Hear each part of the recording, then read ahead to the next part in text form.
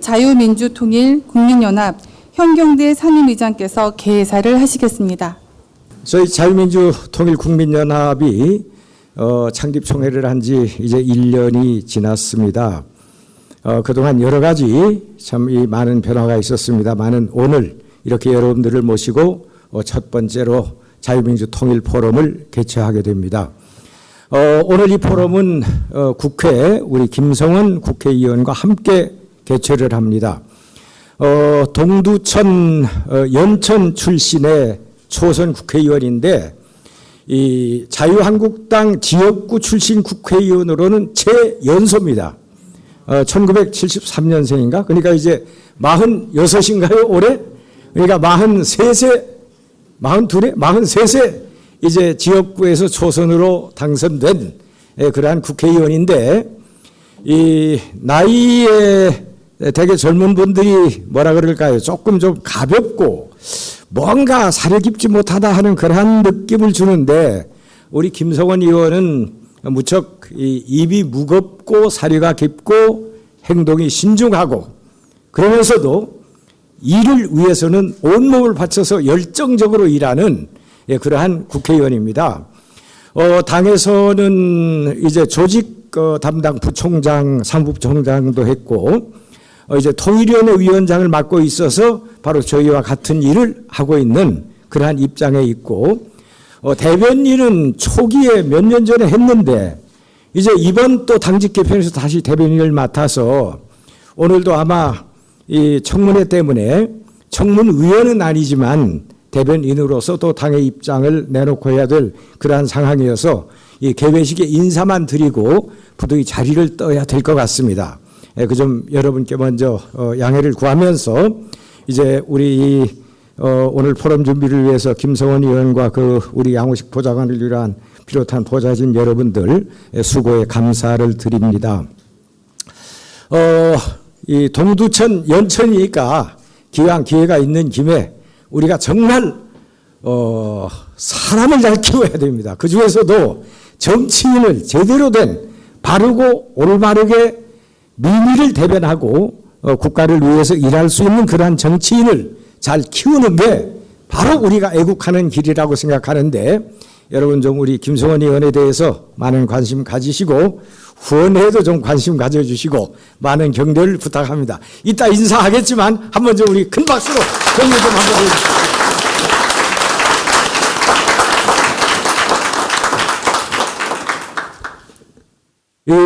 우리 이재순 러시아 대사님 자리에 함께 해주셨는데 저희 연합의 공동 의장으로 수고를 하고 계십니다. 좀 한번 잠깐만 얼굴 좀 보여주십시오. 그래서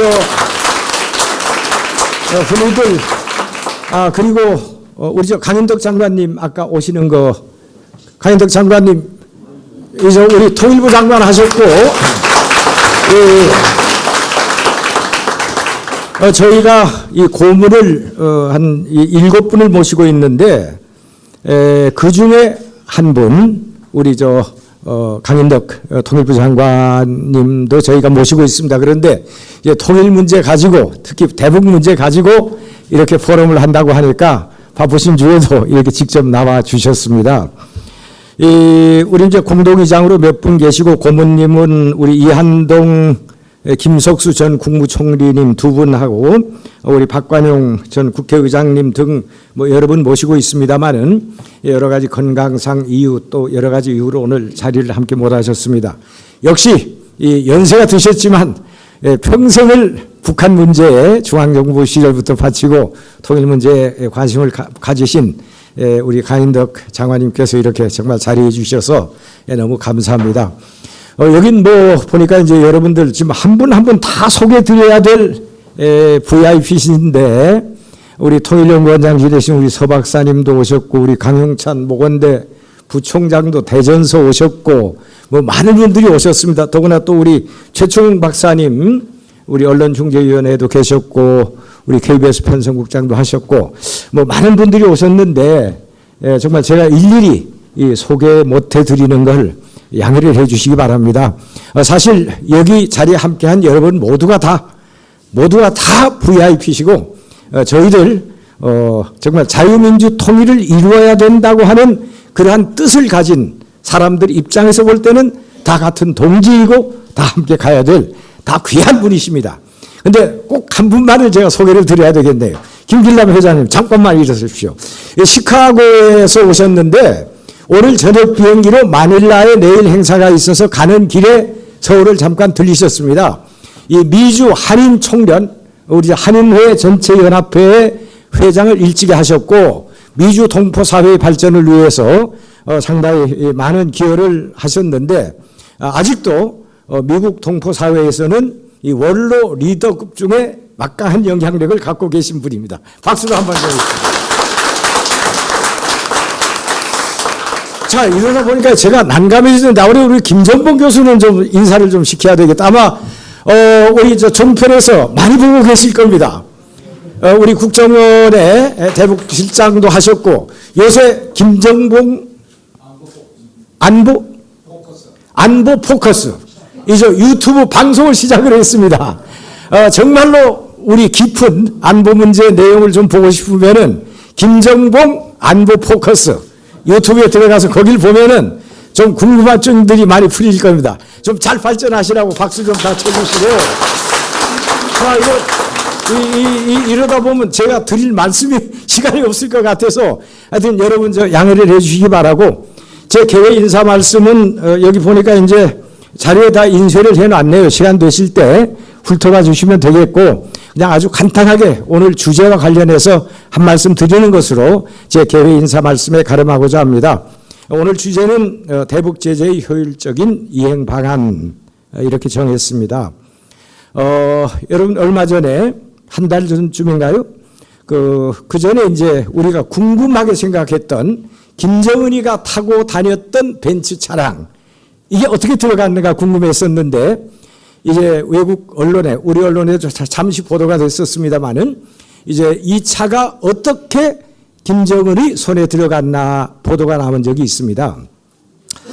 이제 지금 우리 여러 가지 최근의 상황들을 종합해서 볼 때 일부에서는 우리 포럼의 주제를 좀 더 이념적이고 가치지향적이고 좀 포괄적인 그러한 걸 가지고 하는 것이 어떠냐 하는 그러한 의견도 있었습니다만은 그러한 주제 가지고 포럼 하는 경우 세미나 하는 경우들은 많습니다. 그래서 저희들은 여러 가지 상의 끝에 보다 더 실체적이고 실질적이고 구체적인 사안을 가지고 논의를 하고 그리고 북핵 문제 해결하는데 어떠한 작은 도움이라도 될 수 있는 것이 어떤 거겠는가 그걸 찾아서 한번 토론의 장을 의견을 모으는 자리를 만들어 보는 것이 훨씬 의미가 있겠다 해서 오늘 그러한 주제를 이 주제를 선택을 하게 되었습니다. 워싱턴에 C4ADS라고 하는 연구기관이 있습니다. 이 기관이 바로 지난 몇 년 사이에 800여 대의 외제 차량이 북한의 어떤 경로를 통해서 들어갔는지를 추적 조사를 했습니다. 약 1만여 건의 무역거래, 자동차 거래, 무역거래 계약서를 수집을 해가지고 그것을 인공지능을 가지고 분석을 해서 어느 차가 누구에 의해서 어떤 회사가 연루가 돼가지고 어떠한 경로를 거쳐서 북한까지 들어갔다 하는 그 자료를 정비를 해가지고 이제 결과를 발표를 했는데 마침 박승재 박사가 이 C4ADS의 전략 고문을 하고 계셔서 그래서 그 자료를 중심으로 해서 북한의 이 차량들이 들어간 경로 그리고 우리 대북 제재에 어디가 허점이 있었는지 그리고 허점이 있었다고 하면은 완벽한 대북 제재를 이행하기 위해서 어떠한 조치가 필요한지 아마 우리 박 박사의 원고 중에서 제일 마지막 결론과 전 부분을 유심히 여러분들이 살펴보시면서 정말 대북 제재의 효율적 이행을 위해서 우리가 협조해야 될 일은 무엇인가 무엇을 어떻게 해야 될 것인가에 관해서 여러분들의 좋은 지혜들을 꺼내 주시고 또 토론을 하는 그러한 자리가 됐으면 하고 저희들은 기대를 하고 있습니다. 대북 제재 뭐 때문에 하는 겁니까? 여러분 아시는 것처럼 그동안 지난 30여 년 가까운 세월 동안 북핵 문제 해결을 위해 가지고 북한하고 여러 차례 회담을 하고 합의가 있었습니다. 그런데 합의가 있으면 뭐 하나요? 합의는 합의고 뒤에서 몰래 핵 개발하는 걸요. 그리고 나중엔 그 합의 깨버리고 바로 이러한 일이 계속 연속이 되었던 겁니다. 잘 아시는 것처럼 북한이 도발을 하면 협상해서 회담하고 남북 간에 그리고 보상해주고 도발, 협상, 그리고 보상 이러한 악순환이 그동안 계속되어 와서 박근혜 대통령 때는 정말로 이러한 악순환의 고리를 끊고 북한을 제대로 버르장머리를 가르쳐야 되겠다고 해가지고 바로 이른바 대북 강경 조치를 했던 거 아닙니까? 여러분 잘 아시는 것처럼 이 좌파 정권, 좌파 사람들은 그런 주장을 합니다. 북한이 도발하면 당연히 우리 응징해야 되잖아요. 너무나 당연한 거 아니에요? 근데 야, 북한 도발에 대해서 응징하자라고 누가 말을 하면 야, 전쟁하자는 거냐? 전쟁광이냐? 이렇게 표현을 합니다. 그래서 전쟁이냐 평화냐의 프레임으로 국민들을 혼란스럽게 만듭니다. 아, 전쟁할래? 전쟁하는 게 좋아? 평화로운 게 좋아? 그럼 다 평화 선택 안 하겠습니까? 바로 그것 때문에 우리 대한민국을 지켜야 될 자민주 세력까지도 전쟁이냐 평화냐 하는 그 프레임에 휘둘려 가지고 왜 대북 제재를 강력하게 해야 되는지, 북한이 도발을 했을 때 왜 강력하게 우리가 원전 타격을 하고 응징을 해야 되는지에 관해서 몸을 사려버리는 경우가 있습니다. 이제 저는 이 프레임을 전쟁이냐 평화냐가 아니라 노예냐 자유냐의 프레임으로 바뀌어야 된다고 저는 믿고 있습니다. 만약에 우리가 북한의 도발에 한마디도 못하고 그대로 끌려나간다고 하면 그 마지막 종착역은 어디가 되겠습니까? 바로 김정은의 노예가 되는 겁니다. 여러분, 김정은의 노예가 되기를 원하십니까? 아니면 지금처럼 자유스럽게 살면서 내 능력껏 열심히 일해가지고 돈을 모으고 풍족하고 편안한 삶을 살기를 원하십니까? 만약에 자유스럽고 풍요로운 삶을 원하신다고 하면 북핵 용납할 수 없고 북한 도발에 과감하게 대응을 해서 감히 김정은이가 대한민국 국민이나 정권을 넘볼 수 없다고 하는 그러한 분명한 우리의 결의를 보여줘야만 가능하다고 생각합니다.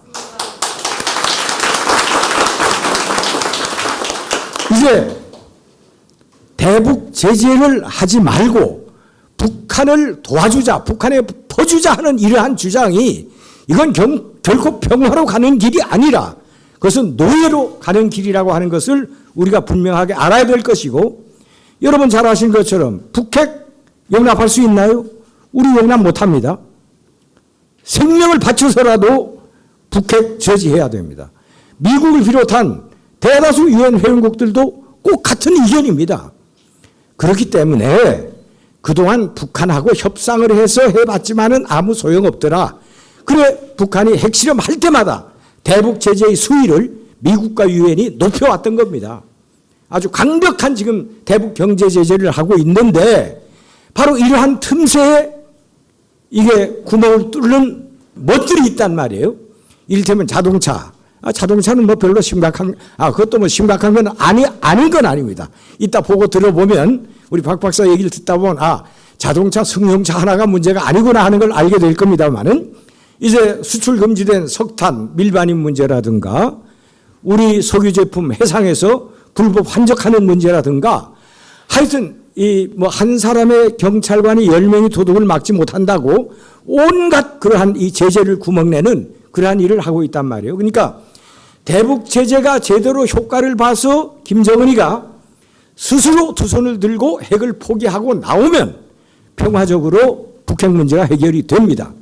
따라서 대북 제재를 빈틈없이 강력하게 해야 되겠다고 하는 주장은 전쟁 없이 북핵 문제를 해결하고 하자고 하는 주장의 앞뒷면입니다. 그런데 제재에 구멍이 나고 아무리 제재를 해봐야 북핵 문제 해결의 방법이 없다라고 하면 미국을 비롯한 우방국들이 최종적으로 선택해야 될 길이 뭐겠습니까? 말로 해서 안 되면 어떻게 해야 되나요? 매 들어야 되는 거 아닙니까? 결국 대북 제재를 느슨하게 하고 북한을 도와주자고 하는 주장은 한반도의 전쟁을 끌어들이는 주장에 다름 아니다 하는 것을 우리가 분명히 알고, 바로 오늘 이 포럼, 이것을 하는 이 주제를 가지고 구체적인 케이스를 가지고 이러한 우리가 이 토론회 장을 만들어 보는 것은 여러 가지 의미가 있다고 하는 것을 여러분 새겨주시기 바랍니다. 낱말은 새가 듣고 반말은 쥐가 듣는다고 하는 말이 있습니다. 아마 몰래 대북 제재를 해자고 북한에 뭐 돈 갖다 주고 물건을 갖다 주고 하는 사람은 아무도 모를 거라고 생각할지 모릅니다. 그러나 지금 시대가 바뀌었습니다. 모를 수 없습니다. 다 들여다보고 있습니다. 지금 미국의 스페이스 아이가 몇 개 인공위성이 지금 지구를 돌면서 감시를 하고 있습니까? 그것뿐인가요? 초현대 장비 이러한 것들이 총동원돼서 경우에 따라서는 뭐 인적 네트워크까지 동원해서 모든 상황을 들여보고 있다. 아마 자동차가 조그만 자동차입니다. 그 자동차가 평양에 어떻게 들어갔는지를 추적한 것을 보면은 더 다른 것도 그 이상 더 다 알고 있을 것이다 하는 그러한 추정이 가능하지 아니할까, 그러한 생각입니다. 그래서 어떻든 오늘 이 자리에서 여러분들이 생각하시는 좋은 의견들을 말씀을 하셔서 정말로 북핵 문제가 누구도 생명의 위협 없이, 전쟁이라고 하는 그러한 방법 없이 평화적으로 해결하기 위해서는 정말 대북 제재의 완전한 이행이 되어지도록 우리가 힘을 모아야 되겠다 하는 것을 다시 한번 우리가 마음에 새기면서 오늘 좋은 그러한 자리가 됐으면 하고 기대를 합니다. 여러분 모두에게 감사드립니다. 고맙습니다.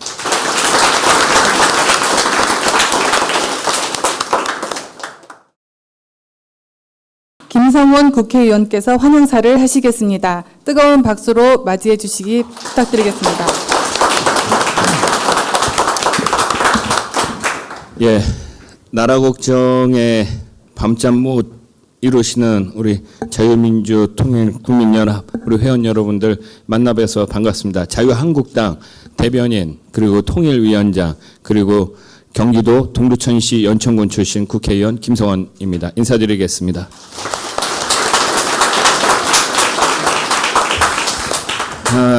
오늘 이 토론회를 같이 이제 공동 주최하면서 많은 반가운 분들을 많이 뵀네요. 우리 김명수 우리 상임 부의장님, 항상 저희 수고 많이 해주시고 얼굴도 그대로 오시고 저희 건강해서 다시 한번 감사드립니다. 또 강용찬 교수님하고 또 같이 또 이렇게 함께 해주셔가지고 다시 한번 깊은 감사의 말씀을 드리고요.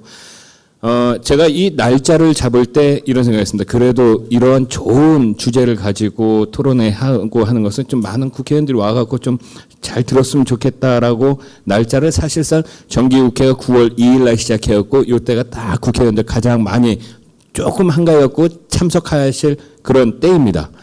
근데 우리 오늘 또 공교롭게도 이제 조국 후보, 법무부 장관 후보가 인사청문회를 하는데, 제 개인적으로는 그런 생각이 듭니다. 후안모치라는 단어조차도 좀 사치스럽지 않나, 이런 생각이 듭니다. 거의 뭐 범죄 혐의 피의자 수준이지 않을까 싶습니다. 지금 오늘 아침 방송된 것만 하더라도 동양대 최성해 총장에까지 부인이 전화를 하고 본인이 바꿔갖고 직접 통화를 하고 그런 취지로 얘기하고, 뭐 증거 인멸, 뭐 교사 이런 것들이 다 포함이 될 정도로 이게 뭐 보통 우리의 상식적으로는 이렇게 해당이 되지 않는 그런 후보자인 것 같습니다. 어쨌든 오늘 조국 그 후보자의 인사청문회로, 법무부 장관 인사청문회로 인해 가지고 그 한 명, 또 그것을 지명한 문재인 대통령과 함께 그 조국 후보자, 참 그로 인해서 우리 5천만 국민이 지금 고통받고 있지 않나, 이렇게 생각을 하고 있습니다. 통일위원장으로서 요 말씀은 좀 한마디 드리고 싶습니다. 어제 예산결산특별위원회에서, 그러니까 제가 지금 예결위도 같이 하고 있는데요, 국방부 장관한테 그런 질문을 드렸습니다. 지소미아 폐기 선언으로 누가 가장 큰 혜택을 볼까? 이렇게 질문을 드렸더니만 국방부 장관 입에서 북한과 중국과 러시아라는 답변이 나왔습니다. 그래도 장관이라고 하면, 한 나라의 장관이라고 하면은 그 여러 가지 빠져나갈 방법이 있을 텐데 그것이 아니라 그냥 당연하다는 식으로 북한과 중국과 러시아가 혜택을 볼까, 좋아할 것이다. 이러한 답변을 하고, 물론 나중에는 이제 정정 신청을 하고 이렇게 했습니다. 그런 것이 지금 문재인 정부의 대북관 또 외교관 아닌가 싶습니다. 현경대 우리 의장님께서도 말씀 주셨지만은 이대로 가다가는 노예가 되는 것이 아니고 노예 중에서도 노예, 나라 전체를 김정은한테 그냥 아예 상납하는 또 모든 국민들이 노예가 되는 그러한 프로세스로 지금 진행이 되는 거 아닌가. 외교적으로는 우리 대한민국이 완전히 왕따가 되고 외톨이가 되고 그 누구에게도 관심 받지 못하고 이러한 상황까지 지금 가지 않나 이렇게 생각합니다. 경제 상황 간단하게 말씀드리겠습니다. 최저임금의 급격한 인사, 또 주 52시간의 급격한 사용. 이렇게 함으로써 지금 경제 올해 내년도 2020년도 국가 예산이 513조입니다. 불과 3년 만에 100조 이상을 재정 확대라는 명목으로 늘려놨습니다. 경제, 외교, 국방, 안보 모든 상황에 대해서 지금 문재인 정부는 국민을 대상으로 아주 위험한 도박을 하고 있다는 그런 생각이 듭니다. 그것도 전혀 승산 없는 도박. 그 피해는 모든 우리 국민들이 짊어질 수밖에 없고 문재인 정부 초창기만 하도 그랬습니다. 우리가 지금 지켜내지 않으면 다음 세대가 문제이기 때문에 우리가 행동해야지 된다. 이런 말씀들을 많이 드렸습니다만은 지금은 다음 세대의 문제가 아닙니다. 지금 바로 현재의 문제가 생기기 때문에 이것을 막아내지 않으면은 지금 자유 대한민국은 지금 어디로 갈지 여기 계신 모든 분들이 똑같이 생각하는 것처럼 나라 걱정에 밤잠을 아마 못 이루시게 될 것 같습니다. 우리 자유한국당에서의 추진하고 있는 바라는 통일의 방향은 여기 우리 포럼에 똑같이 써져 모든 길을 안내하는 듯한 그런 명칭으로 써져 있습니다. 자유민주통일.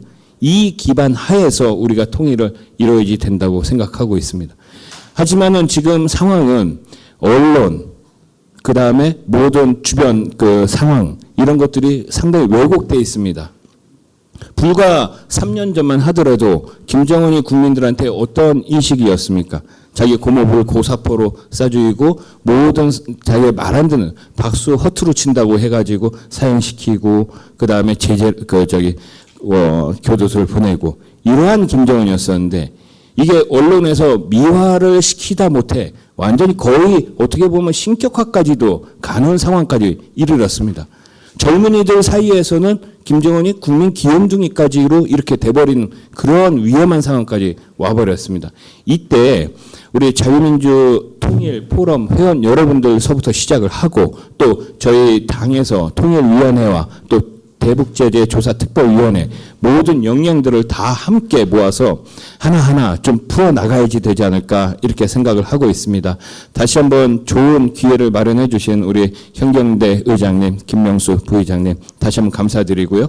오늘 좋은 발제와 또 토론을 해 주신 우리 박승재 박사님, 남강규 우리 회장님, 배종열 우리 회장님 다시 한번 감사의 말씀을 드립니다. 오늘 토론의 좋은 결과를 토대로 우리 좀 더 자유민주 통일이 이룩할 수 있도록 더 열심히 노력하겠다는 말씀으로 인사에 가름하도록 하겠습니다. 감사합니다.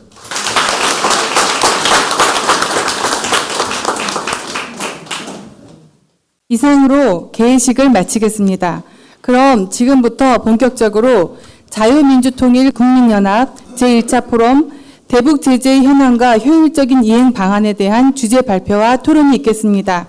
발표는 박승재 신아시아 안보연구센터 대표님께서 맡아주실 거고요. 토론은 배종열 박사님 그리고 남광규 교수님께서 맡아주시겠습니다.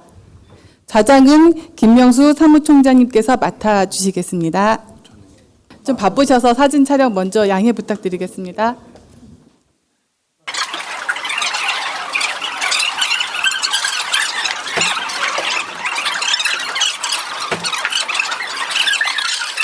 자유민주통일 포럼!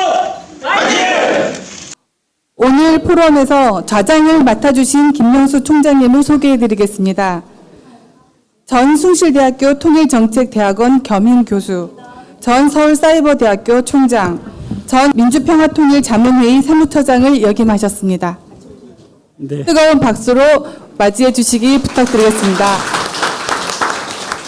예, 본래 포럼은 여기에다가 자리를 만들고 주제 발표자, 좌장, 토론자 넷이 앉아 해야 되는데 오늘은 프로젝터를 쓰기 때문에 발표하시는 박승재 박사 끝날 다음에 토론 때 넷이 올라가고 지금은 제가 잠깐 서론 멘트만 하고서 박 박사가 말씀하도록 이렇게 하겠습니다. 참 이렇게 하루하루가 굉장히 험난하고 아침마다 깜짝깜짝 놀라는 뉴스가 나오는 이런 세상에 사시면서도 나라를 걱정해서 오늘 이 자리에 나와주신 우리 동지 여러분께 진심으로 감사를 드립니다. 지금 현 세계 상황은 세계 최강국인 미국과 중국이 무역 불균형 문제와 환율 조작 문제로 격렬한 분쟁을 계속하고 있습니다. 또 미국이 중거리 미사일을 한국에 배치한다고 하니까 중국, 러시아는 제2의 사드 사태라며 촉각을 곤두세우고 있습니다. 북한은 한미연합 군사훈련을 빌미로 신형 단거리 미사일을 연속해서 쏘아대면서 우리 정부를 욕합니다. 그 이유는 작년 9월 19일 날 평양에서 문재인 대통령과 김정은 북한 국방위원장이 주석이 서로 군사훈련 안 하기로 대한 합의를 위반했다. 이래서 비난하지 않는가 이런 생각이 듭니다. 곧 미국은 한국에 주둔한 주한미군 방위비 분담금을 크게 증액하라고 요구할 것으로 예상됩니다. 이제 가장 우리한테 중요한 것은 우리 한미일 안보동맹이 금이 가고 있다는 점입니다. 본래 한미일 안보동맹에서 어려운 일이 생기면 이견을 뒤에서 조정하고 그것을 단합된 모습으로 외교적으로 발표해 주는 것이 원칙인데 우리 정부가 작년에 하나 일을 저질렀죠. 뭐냐면 한일 청구권 작업 문제에 대해서 노무현 대통령이 2005년에 다 끝난 것을 국민의원회에서 지금 더불어민주당 당대표는 이해찬 총리가 위원장을 하고 대통령이 위원하면서 그때 합의할 때 그때 일본에서 준 식민지 배상금에 다 포함된 것이다 해서 끝나고 사인 다 했습니다. 그런데 작년 10월 30일 날 느닷없이 대한민국 대법원에서 재판을 걸으니까 대법원에서 이거는 줘야 된다. 만약 안 주면 저기 한국에 와 있는 일본 기업에 그걸 잡아도 된다. 이러니까 신일본 제철에 한국 지분들을 압류하려고 하니까 일본이 그것 때문에 여러 번에 걸쳐서 한국 정부에 너 이거 한일 그 협상 때 다 끝난 얘기 아니냐 이러면서 했는데도 한국은 대법원이 한 거니까 우리 정부가 책임을 못 진다 해서 자꾸 그걸 미뤄갔습니다. 결국은 일본이 그걸 여러 가지 방법으로 노력해도 안 되니까 한 것이 대한민국 백색 국가에서 아시아의 유일한 대한민국만 수출할 수 있는 백색 국가였는데 그걸 제시켜버리니까 우리 정부가 당황했습니다. 아무리 당황했어도 우리 정부가 경제 문제를 가지고 싸울 망정 안보동맹을 해치면 안 되는데 지소미아 한미일 안보를 위해서 만들어진 한일 군사정보 보호협정 이거를 파괴하겠다 하니까 미국이 아주 우려를 표시하고 실망한다고 하면서 한미일 관계가 안보가 굉장히 어려운 상황으로 들어갔습니다. 이제 대한민국은 안보와 외교 문제는 의방국 사이에서도 고립의 길을 가고 있습니다. 또 중국 러시아에 의해서도 포위된 국가 비상사태에 직면했다고 볼 수가 있습니다. 참으로 문재인 정부의 현명한 판단과 대책이 필요할 때입니다. 그럼 서론 멘트 그만 말씀드리고 오늘의 포럼 주제인 대북 제재의 효율적 이행 방안을 말씀해 주실 박승재 박사와 두 분 교수님의 양력을 소개해야 하는데 두 분 교수는 이따 토론 때 하고 오늘 지금은 박승재 박사님만 소개해 드리겠습니다. 우리 박승재 박사님은 포담대학교에서 정치학 박사를 받으셨는데 아주 전공이 특이합니다. 군사 정책을 전공하셨습니다. 그래서 이 군사 문제에 많은 관심을 가지고 지금도 거기서 일하고 계신데 현재는 신아시아 안보연구센터 대표로 계시고 스페이스아이 인공위성 수업 촬영하는 거겠죠? 거기 전략고문 그걸 해석하는 가요라 어널리시스 여기에 전략고문으로 계십니다. 그리고 EMP 카운슬의 상임위원을 역임하셨고 UNDP 글로벌 네트워크에서 몽골러시아 지점장을 역임하였습니다. 이제 박승재 박사 앞으로 모셔서 이제 프로젝트에 의한 보고를 듣도록 하겠습니다. 잠시 내빈 안내 말씀을 좀 드리겠습니다. 자유민주통일국민연합 서울시 이종춘 회장님 참석하셨습니다. 많은 박수 부탁드리겠습니다.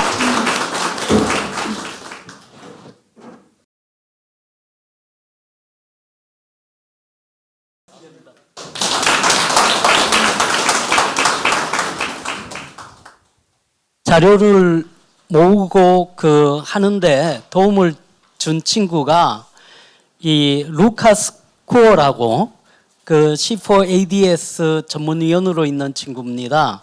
그리고서 제이슨 알터범이라는 연구원이 도움을 줬고요. 그리고 재무성에서 근무하셨던 빌 뉴컨 박사께서 제재에 관한 부분에서는 도움을 주셨습니다. 그리고 법률적인 문제에서는 지금 북한 문제에도 도움을 주고 있는 자슈아 스탠턴 변호사가 도움을 줬습니다. 그리고 이 자료는 자동차와 관련해서 자료를 모아봤더니 약 한 1억 건이 나왔습니다. 2015년서부터 2017년 11월까지 자료가 약 1억 건이 나왔는데 그 1억 건의 자료를 AI를 가지고서 분석을 했는데 팔런티어라는 회사에서 도움을 줬습니다.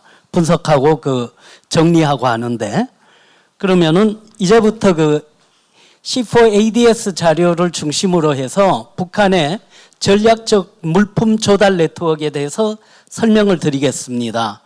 첫 번째는 북한이 제재를 가하는 것을 어떻게 가하면 좋을까를 생각을 해서 한 것이 가장 기본적인 입장에서 시작이 됐습니다. 뭐냐면은 북한이 수출을 적게 하면 할수록 북한이 외화를 가지고 오는 것이 적기 때문에 그러면 수입도 줄어들 것이라는 것에서 출발을 했습니다. 그래서 첫 번째는 그렇다면은 수출을 막는 것에 중점으로 가자.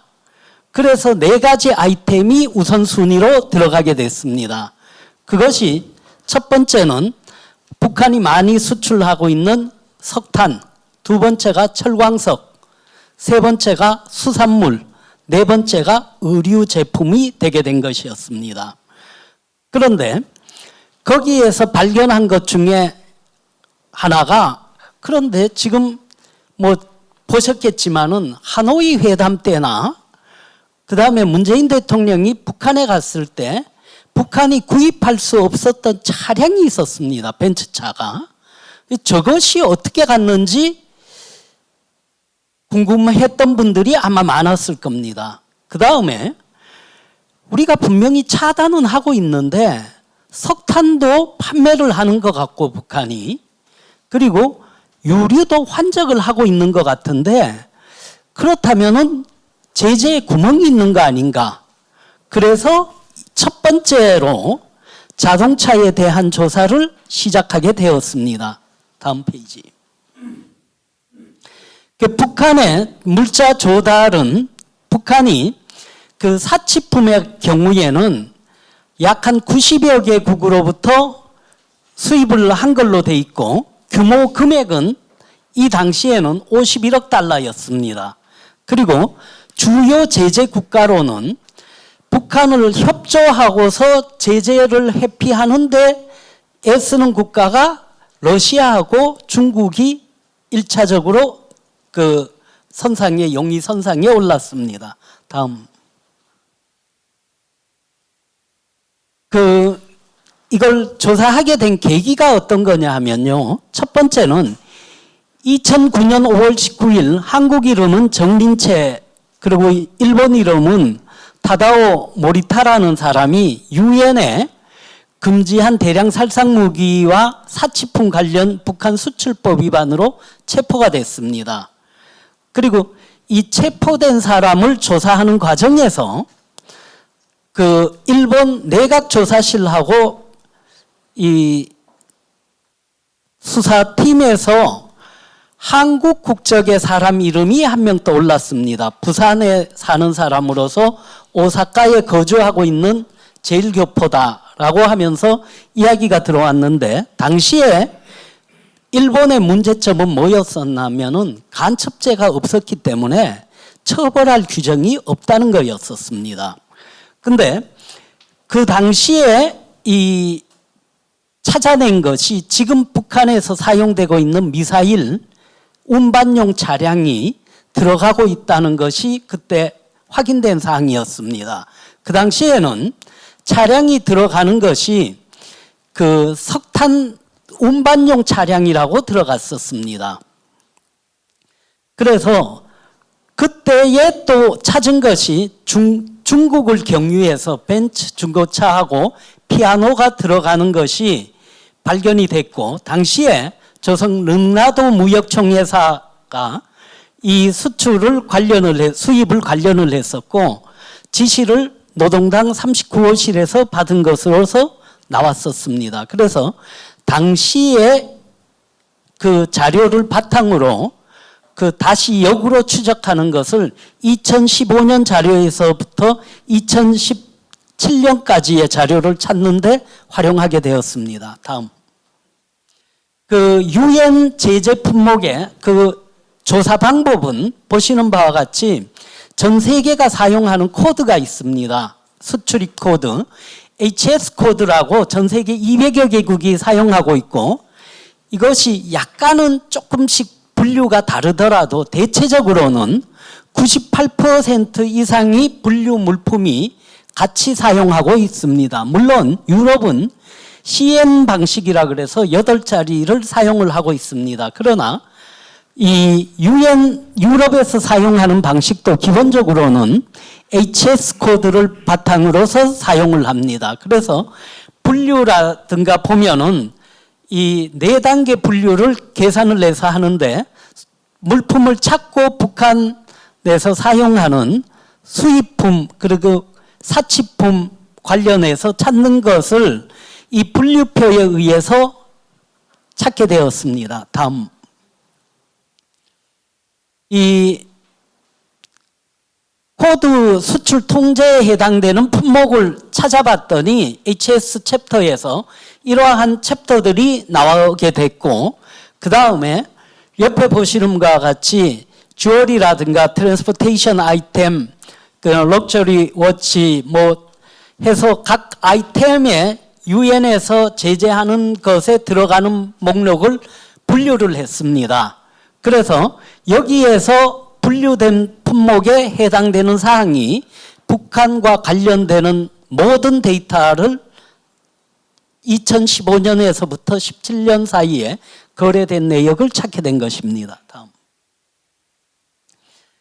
그리고서 거기에서 찾았더니 사치품을 북한에 수출한 국가가 32개국이 나왔습니다. 그리고 HS 코드로 분류를 해서 보니까 북한에 수출한 국가는 90개국이었고 가장 많이 수출한 국가가 중국이었습니다. 다음. 그리고 러시아에서 북한에 대한 고급 자동차 수출을 보니까 2015년에서부터 2017년 사이에 러시아 회사가 803케이스였죠. 82회에 걸쳐서 선적을 감행한 한 것이 나타났고, 그 다음에 중국에서 북한에 수출한 87회의 사치품 선절 자료는 중국이 제출하지 않았습니다. 그런데 이런 데이터를 찾아보니까 중국에서 북한으로 간 데이터가 약 한 7천만 개가 나왔습니다.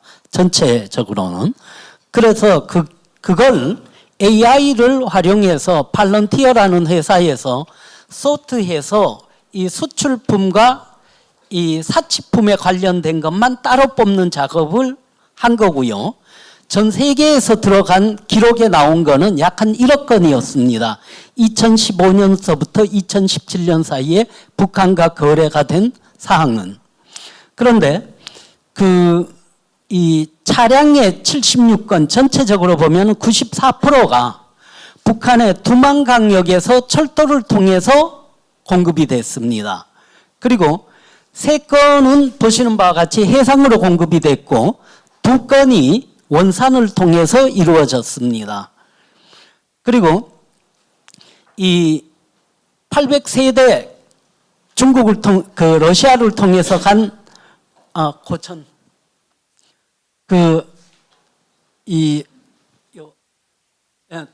다음 800세대의 차량을 북한에 선적한 4개 회사와 2명의 개인이 있었고요.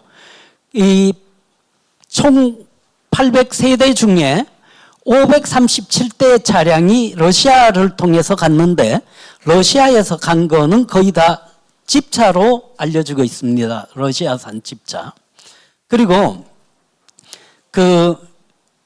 이 TK 보스톡 A라는 회사를 통해서 233대의 차량을 러시아, 일본, 독일, 태국 등으로부터 69회에 걸쳐서 선적을 위탁을 했습니다.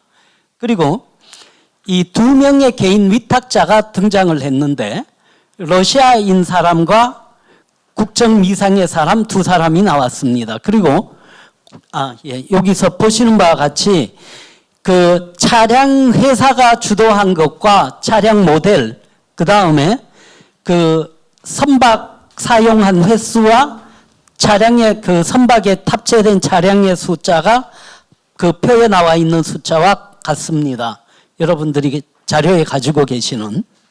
그리고 이 개인은 이 러시아하고 북한하고 다 관련을 가진 사람이었습니다. 러시아 국적 사람.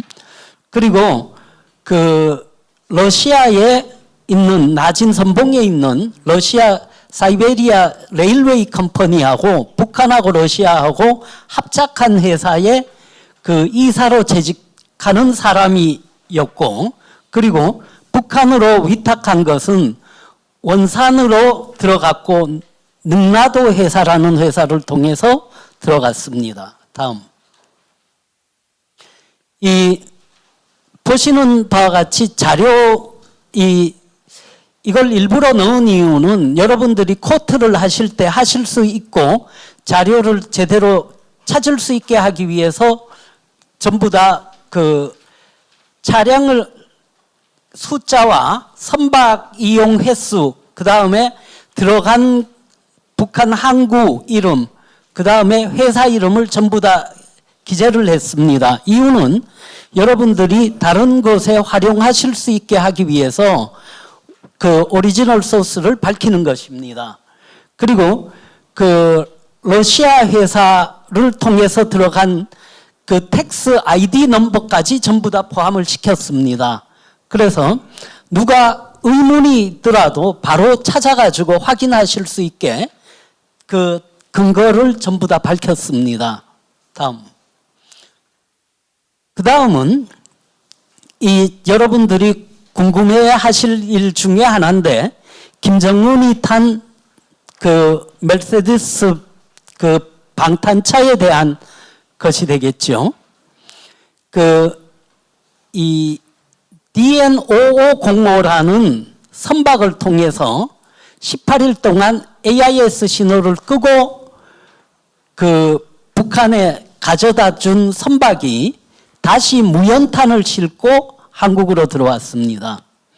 그런데 잘 아시겠지만은 한국으로 오는 선박을 북한 정보 당국이 몰랐다고 생각하지 않습니다.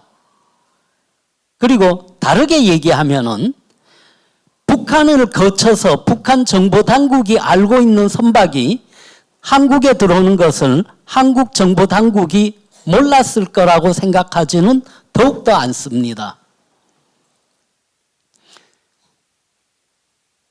다음.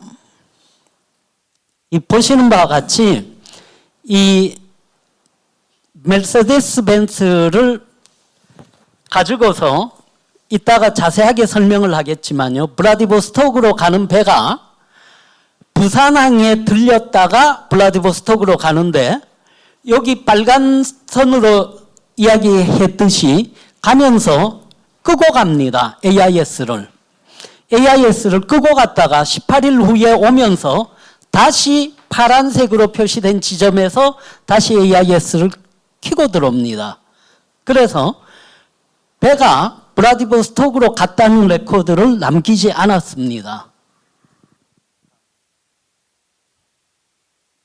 그런데 세상이 지금은 우리 현 이사장님도 말씀을 하셨지만 인공위성에서 찍으면은 지금 DN5505가 남포항에서 석탄을 싣고 있는 장면을 찍은 사진입니다. 위성사진. 그리고 오른쪽 편은 인도네시아에서 찍은 이 사진입니다. 그러니까 이건 뭐냐 하면은 이 선박이, 똑같은 선박이 남포항에 있을 때 찍힌 사진입니다.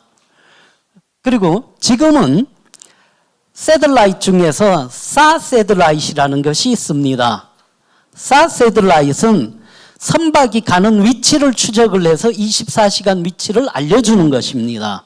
다시 이야기하면은 AIS를 끄든 끄지 않든 인공위성에서 보면은 그 배가 어디서 어떤 항로를 거쳐서 어떻게 갔는지 시간별로 다 확인이 가능한 시대에 우리가 살고 있다는 것입니다. 그리고 여기에 뭐 설명된 것과 같이 어느 항구에서 어떻게 갔다 하는 것은 다 나와 있는 거고요. 그 다음에 항만 통제하는 그 기록에, 러시아 정보 기록에도 이 기간 DN5505가 입항했다는 기록은 없습니다. 그러나 제가 말씀드린 것과 같이 인공위성에서 찍으면은 이제는 다 나오는 시절입니다. 다음.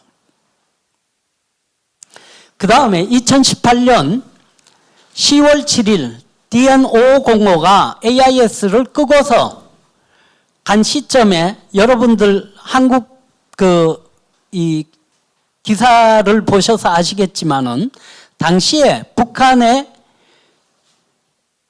에어고리어 소속의 비행기가 블라디보스톡까지 갔습니다. 그런데 그때 여러 가지 이야기가 있었지만은 결국에 그 화물칸 2대에 실려서 갔다고 예상을 하고 있고요. 그리고 위에 있는 사진은 고려항공의 선박을 실었다고 생각되는 항공기지만은 밑에 사진은 항공기 내부 사진입니다. 요즘은 기술이 좋아서 AI가 고려항공 안의 사진도 찍을 수 있는 기술입니다.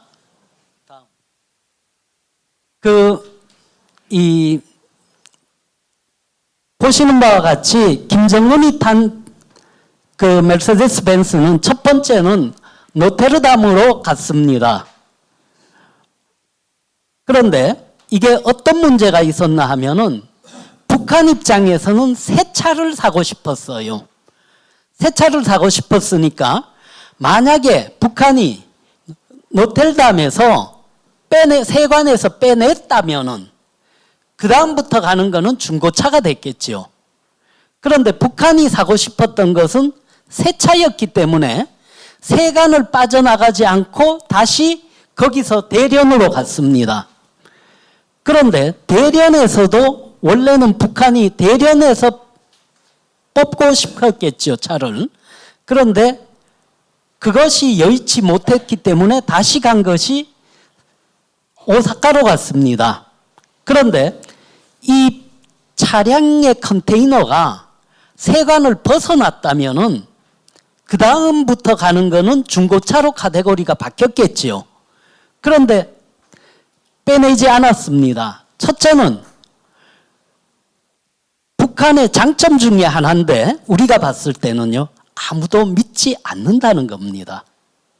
아무도 믿지 않기 때문에 북한 입장에서는 야, 그거 새 차 사가지고 우리가 중고차 받으면 안 되지 않느냐. 그러니까 새 차라는 걸 증명시켜 줘야지 됐어요. 그렇기 때문에 차량은 다시 오사카까지 갔고 오사카에서 다시 부산으로 갔습니다. 그리고 부산에서 다시 나호드카까지 가게 된 것입니다. 그리고 나호드카에서 북한 사람들이 와서 거기서 블라디보스톡까지 가서 블라디보스톡에서 이제 태워져서 북한으로 간 거죠. 이게 기본적인 아웃라인을 설명하는 것입니다. 다음. 제가 말씀드렸던 것 같이 첫 번째 노테르담, 그 다음에 대련으로 간 것이고요. 다음. 그리고 이제, 여기에 이제 팔런티어라는 회사를 썼습니다. 이유는 뭐냐 하면은 AI를 가지고 조사하고 하는데 이 팔런티어라는 회사의 도움을 많이 받았습니다. 왜냐하면 이렇게 이상의 자료하고 러시아에서 간 7천만 개의 데이터를 이 사람이 일일이 다 확인하고 분석할 수가 없었기 때문에 그 AI를 활용해서 분석을 하고 하는 기법을 사용을 했습니다. 그래서 거기에서 찾은 것이 이 소장하고 물건이 이동한 경로를 찾아서 보니까 보시는 바와 같이 관련된 회사 이름이 나왔고 그 회사의 사장이 나왔고 그 사장의 주소와 이름을 가지고서 다시 그 회사가 거래하는 회사의 이름, 그 다음에 거래회사의 주소, 거래회사 사장 이름 등이 같이 나온 거죠. 다시 이야기하면은 북한하고 거래한 회사와 거래한 회사도 조사가 끝났다는 얘기가 되겠습니다. 다음. 이 네덜란드 회사가 발견됐고 그 다음에 일본에 등록된 무역회사하고 그 다음에 일본에서 어떤 회사가 뭘 하고 있는지 그리고 이 회사가 오사카에서 어떤 일을 하고 있는지 물론 지금 제가 설명드리는 이 모든 사항은 오사카에 있는 그 공안조사처에 다 정보가 갔겠지요. 그리고 이 회사에 대한 자료와 이 회사와 거래하고 있는 모든 회사의 이름, 그 다음에 주소, 그 다음에 회사 사장 이름, 그리고 관계자 명단은 다 전달이 됐습니다. 다음. 그 다음이 이제 여기에 아까 설명드렸던 대련에서 오사카 간 거, 다음 이 여기에서 이제 다음에 나오는 것이 오사카에서 한국으로 가서 거기에서 미노 로지스틱이라는 회사가 나왔다는 것입니다. 근데 미노 로지스틱의 이 주소지가 주이소 회사 주소지와 동일해요. 그 두 회사가. 그리고 이 주이소의 네덜란드 로테르담에서 중국 대령까지 보내는 수탁인도 등장을 하는데 여기에 위탁자나 모든 사람들이 다 같이 그 일본에 있는 회사와 관련이 있다는 것이 나오는 거고 요 관련을 이제 도표로 표시를 한 것입니다. 다음.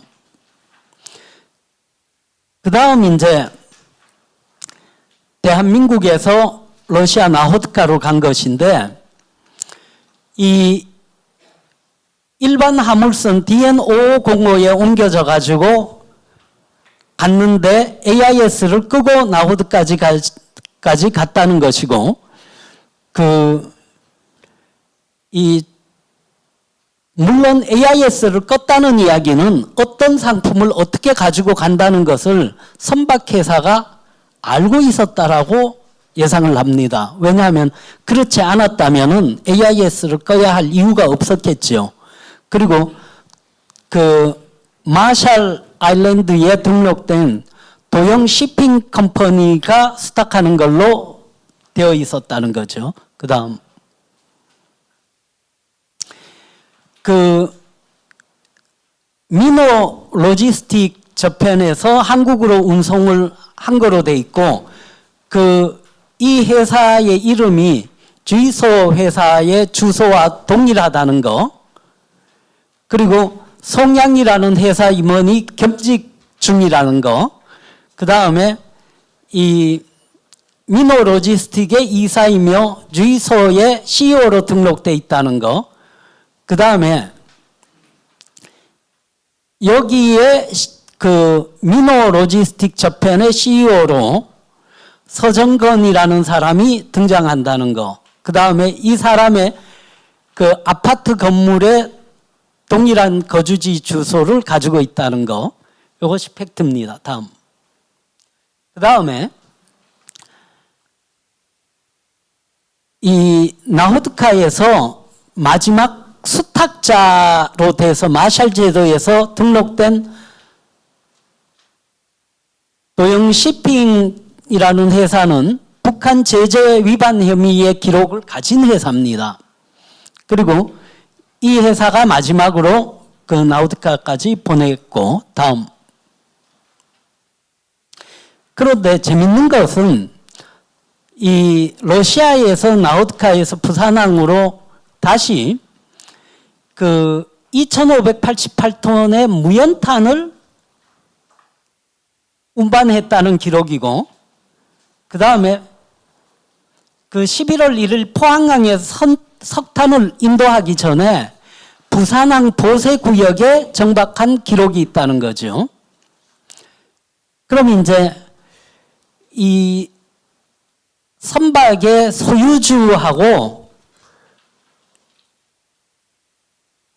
도형 시핑하고 그 다음에 한국에 등록된 회사 에너맥스 코리아라는 회사의 석탄의 수탁자하고 요거는 이제 아마 한국 정부가 설명을 해야 할 부분이겠죠. 근데 이 2018년 4월경에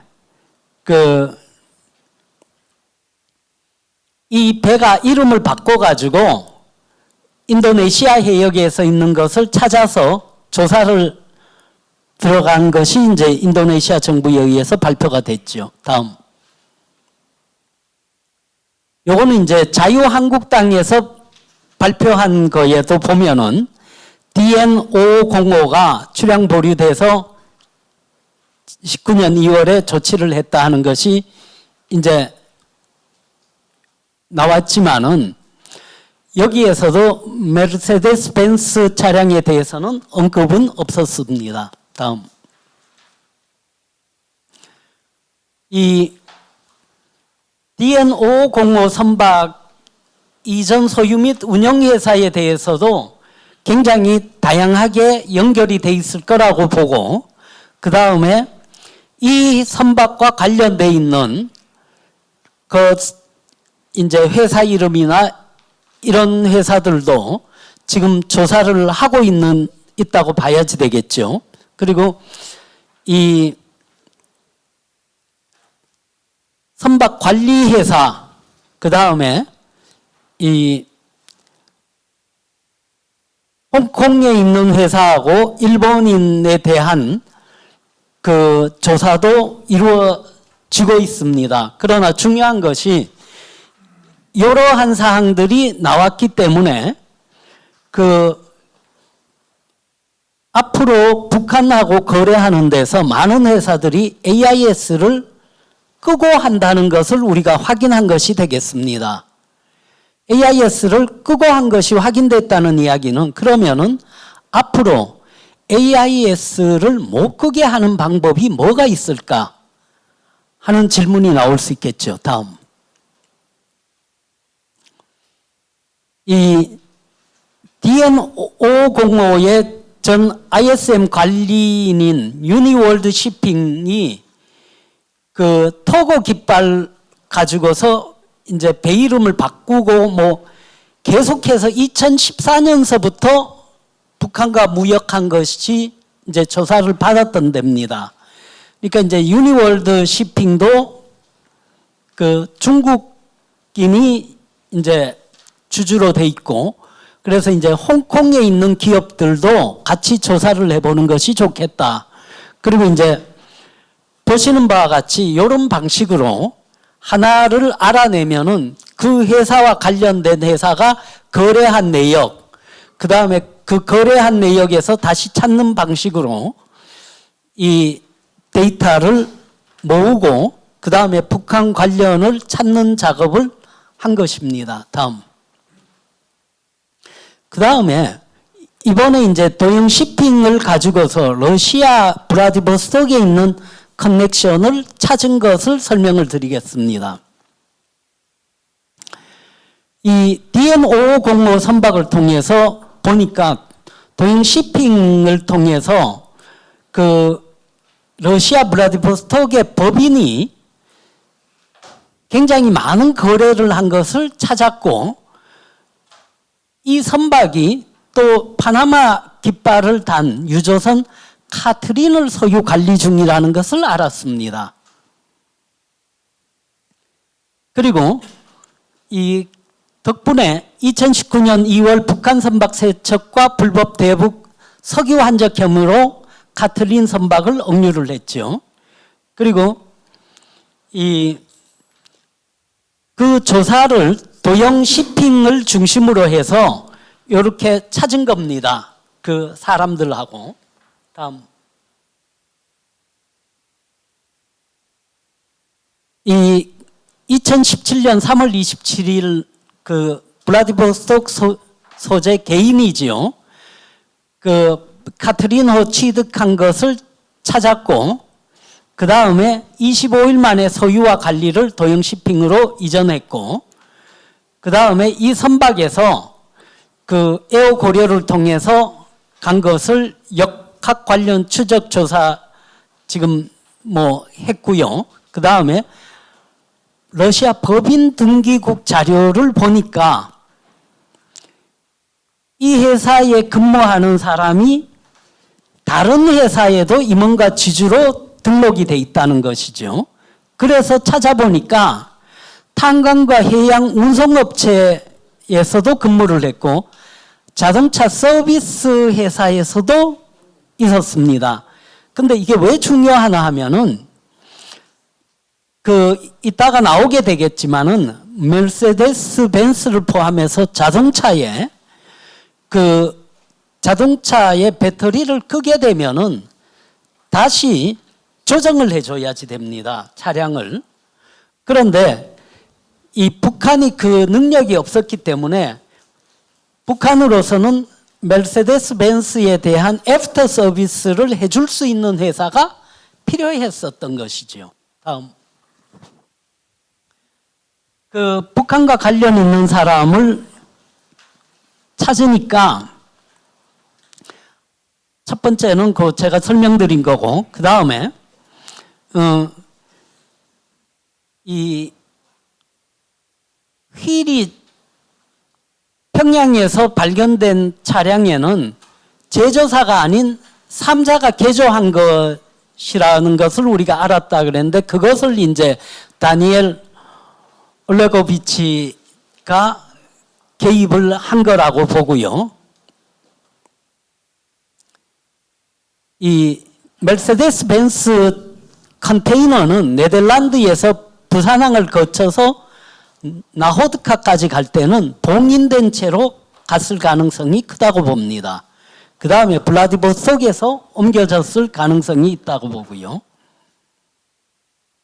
그리고 차량에 대한 개조는 이 네덜란드에 도착하기 전이나 아니면은 나호드카에 도착한 다음에 블라디보스톡에서 이루어졌을 가능성이 크다고 예상을 하고 있습니다.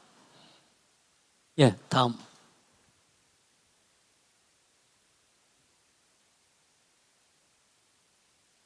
이 2016년에 들어간 것도 그 2010년, 2011년 북한으로 전용된 리무진도 중국을 경유해서 가기 전에 미국에서 방탄 기능을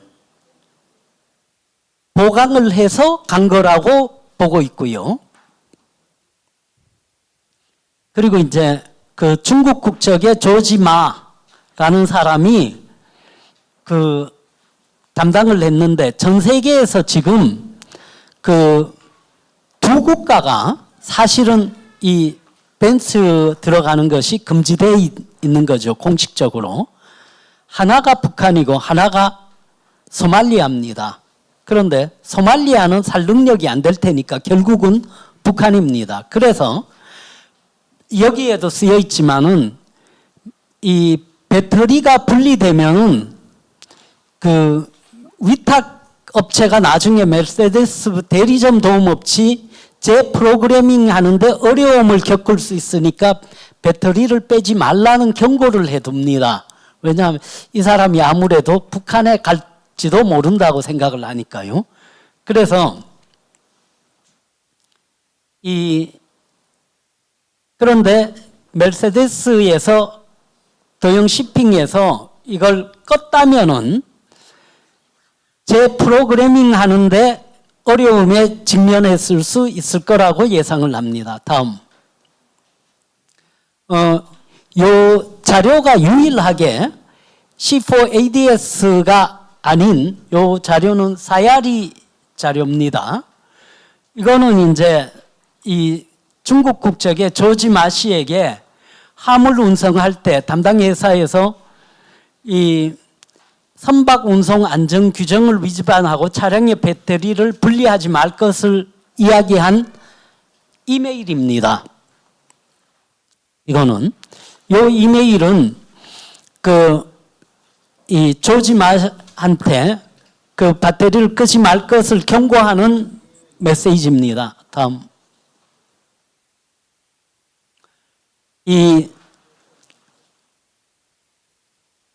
지금까지 보신 것과 같이 이 북한에 대해서 생션을 걸고 수입을 어렵게 했기 때문에 향후에 북한이 밀수해서 갈 수 있는 것이 지금까지 보다가는 질 낮은 물품이 갈 가능성이 더 커졌다고는 봅니다. 그러나 또 하나는 HS 코드와 같이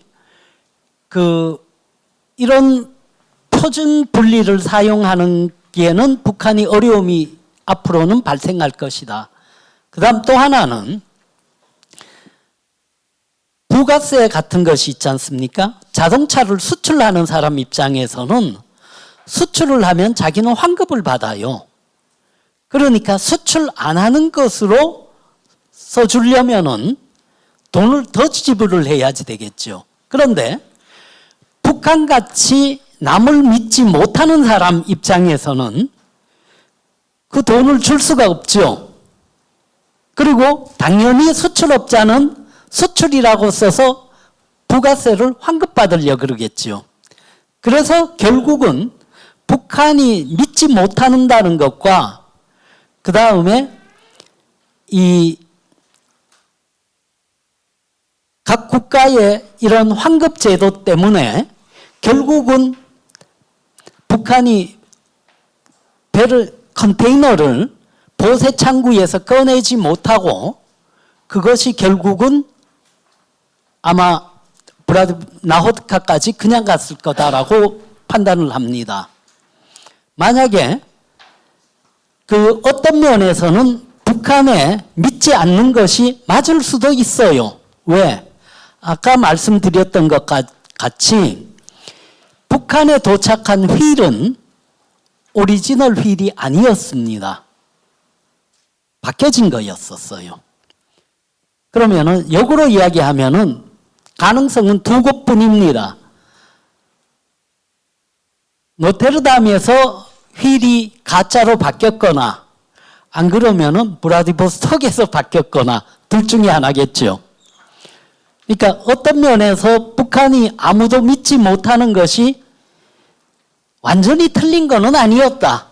그러나 그래도 가짜로 바꿔치기 하는 시간은 충분했었다. 그 얘기가 되겠죠. 그리고 여기도 쓰여 있지만은 사치품이 곧 럭셔리라는 정의와 똑같을 수는 없습니다. 그리고 이 여러 가지 또 달라진 그 데피니션에 따라서 주관적이기 때문에 꼭 같지는 않을 수 있습니다. 그리고 북한 내에서 팔리는 것도 외부에서의 사치품의 기준과 북한 내에서의 사치품의 기준이 다르기 때문에 그것 또한 달리 판단할 수도 있다라고 봅니다. 다음. 그래서 제일 중요한 사항이 될 텐데요. 이걸 하고서 느낀 거는 북한이 피해 가려고 하면 아직 구멍이 제재를 피할 수 있는 곳이 아직 많은 것 같다. 그렇다면은 이걸 줄이려면은 어떻게 해야지 되느냐 하는 건데 첫 번째가 금융기관에 대한 부분입니다. 뭐냐면은 금융기관이 북한과 거래하는 줄 몰랐기 때문에 나는 죄가 없다는 말이 앞으로는 통용되어서는 안 된다입니다. 뭐냐면은 금융기관들이 LC를 열어주거나 할 때 그 물품이 정확히 어디로 와서 어디로 가는지를 확실히 알지 못한다면은 책임질 수 없으면은 금융거래에 끼어들지 말아라 하는 이야기입니다. 이야기는 다시 이야기하면은 만약에 어떤 금융기관이 북한의 석탄을 모 회사에 보내는 것을 나는 그걸 모르고서 금융 지원을 했습니다라고 한다면은 세컨더리 보이콧에 포함된다는 이야기입니다. 그리고 금융기관이 몰랐기 때문에 내가 그걸 해줬다라는 것이 핑계로서 인정되지 않는다라는 이야기입니다. 두 번째는 우리가 AIS를 켜지 않고 다니는 많은 기업들을 그 배들을 봤는데 그러면은 이러한 배들을 어떻게 하면은 제재를 할 수 있을까? 그래서 선박회사들한테 아무리 부탁을 해도 끄는 것을 막기는 쉽지 않습니다. 그래서 레코멘데이션 중에 제안 중에 하나는 선박회사에다가 얘기하는 것이 아니라 보험회사에다가 이야기를 하는 겁니다. 뭐냐면은 만약에 선박 규정을 어기고 AIS를 켜지 않는 선박이 있다면은 보험 가입을 계약할 수 없게 하고 사고 시 보상을 받지 못하도록 정관을 고쳐주십시오 하는 이야기입니다. 다르게 얘기하면은 커머셜 선박을 이용하려는 사람들에게 이 배는 보험이 안 되는 회사입니다. 당신 물품을 잃어버리더라도 우리는 그것을 보증해 줄 수 없습니다라고 얘기한다면은 사람들이 그 선박을 안 쓰겠죠. 그러니까 이제 두 번째는 AIS를 켜지 않으면은 보험회사와 재보험의 가입이 거부되도록 하면은 AIS 끄는 것을 막을 수 있을 것 같다라는 것이 두 번째 제안입니다. 그 다음에 세 번째는 각 국가의 제재 실무자들은 북한에 대한 고부가 가치 사치품과 수출품 네트워크에 관여한 개인과 기업에 대해서 처벌을 명확하게 하고 관련 정보를 즉각 공유하도록 해야지 된다. 그리고 그 얘기는 뭐냐 하면 부실한 수사가 향후에 제재를 피할 수 있는 명분이 되게 해서는 안 된다라는 이야기입니다.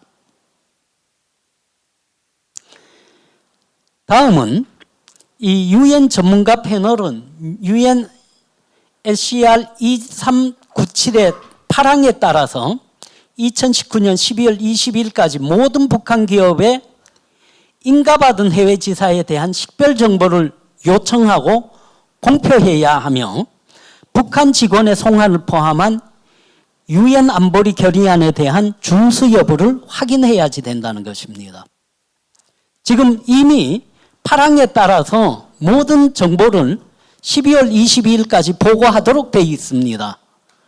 그러니까 보고 안 한 것을 몰랐기 때문이다라는 것이 위에서 말씀드린 권고를 즉각 공개하도록 하고 부실 수사가 향후에 제재를 피할 수 있는 것은 아니다라는 겁니다. 즉 나는 그때 몰랐습니다.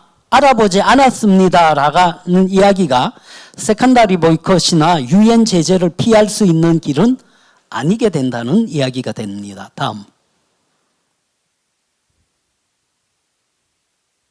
물론 그 안전보장 이사회에 공고하는 것도 특정 상품 코드를 명시를 분명하게 해 주십시오. 그래서 각 국가에서 조금씩 차이가 나는 그 HS 코드를 북한에 대해서 명확하게 해서 오해 소지나 혼동이 없도록 해줬으면 좋겠다 하는 이야기고요. 그 다음에 이 미국 상무부 수출통제 분류번호 제도와 국내 수출통제 시스템과의 연결을 위해 집계된 수출통제 목록을 관련 지방정부에도 공표하는 것이 좋을 것 같습니다라고 각 국가에 얘기하는 겁니다. 왜? 만약 각 국가가 제대로 안 해서 세컨다리 보이콧에 걸렸을 때 제대로 내가 공표하지 않았기 때문에 세컨다리 보이콧을 봐주십시오가 허용되지 않는다라는 얘기입니다. 그 다음에 국정원과 국방부 같은 경우에도 공개 정보를 활용할 것을 권합니다. 왜? 북한 제재 회피에 대한 실시간 식별을 해서 그 가능성 있는 것을 줄여라. 왜? 몰랐다는 것이 앞으로 피할 수 있는 방법이 될 수 없다. 이야기고요. 그 다음에 신속하게 공유하고 분석 내용을 제공하는 것을 알아가지고 그걸 같이 확인하는 것이 아마 세컨다리 보이콧을 피할 수 있는 좋은 방법 중에 하나가 될 거라고 예상을 합니다. 그리고 이 지금과 같이 이제 찾아서 보니까 자료는 건수가 많고 1억 건이 넘고 러시아만 하더라도 7천만 건이 넘었지만은 AI를 활용해서 보니까 이것이 불가능하지는 않고 찾을 수 있겠구나. 그리고 다는 아니어도 이 1차적으로 생산된 물품에 대해서는 우리가 어느 정도 통제와 관리가 가능할 것 같다라는 그 자신감을 얻었고요. 이 자신감을 바탕으로 다음번에 할 것이 아마 석탄에 대한 조사와 유류 환적에 대한 조사가 될 것이라고 봅니다. 물론 석탄에 대한 조사는 발런티어의 도움이 필요할 거라고 보고요. 그 다음에 이 선박에 대한 조사는 스페이스 아이스라든가 이 인공위성으로 활용한 사세들라이트이 그 데이터를 모으고 어떤 배가 어디에서 어떤 배와 접촉을 했고 바다에서 몇 시 몇 분에 어디에서 어떤 두 배가 그 만났다는 것까지 데이터가 가능할 거라고 봅니다. 전 세계에 배는 많습니다. 그러나 지금의 과학기술이 그것을 확인할 수 있는 정도의 능력은 된다고 봅니다. 이상입니다. 발제해 주시느라고 수고해 주신 박승재 박사님께 다시 한번 많은 박수 부탁드리겠습니다.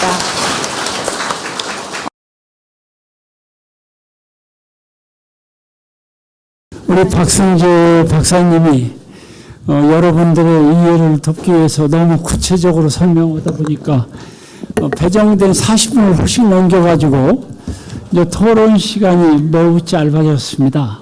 그러나 두 분 박사님께서 10분 이내로 줄여주시고 프로도 한두 분은 받아야 되겠다 이렇게 생각합니다.